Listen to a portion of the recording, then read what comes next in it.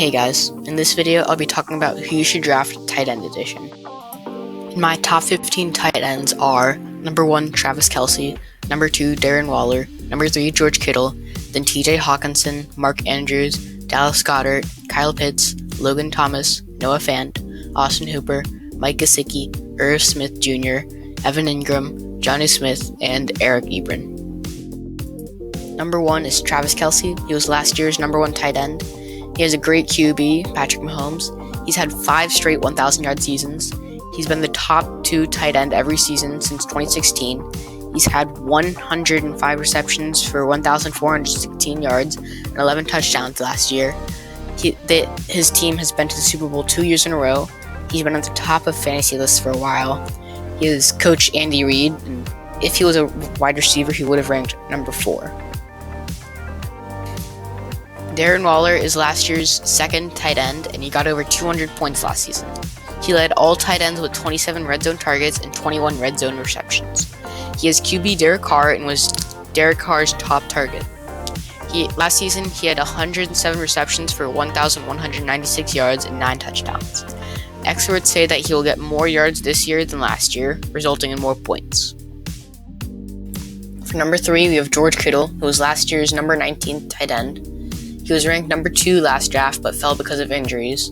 He averaged 21.6 points per game last season with QB Jimmy G, and he is Jimmy G's top target. He got 48 receptions for 634 yards and 2 touchdowns last season, and we have very high expectations for him this season. In 4th place, we have TJ Hawkinson, who was last year's number 5 tight end. He was off to an amazing start, then his play went down because of Matthew Stafford's injury. He averaged 15.1 points per game last season with QB Matthew Stafford, and this year has a new QB, Jared Goff. He's one of the best players on offense, and last year he got 67 receptions for 723 yards and 6 touchdowns. Number 5, Mark Andrews.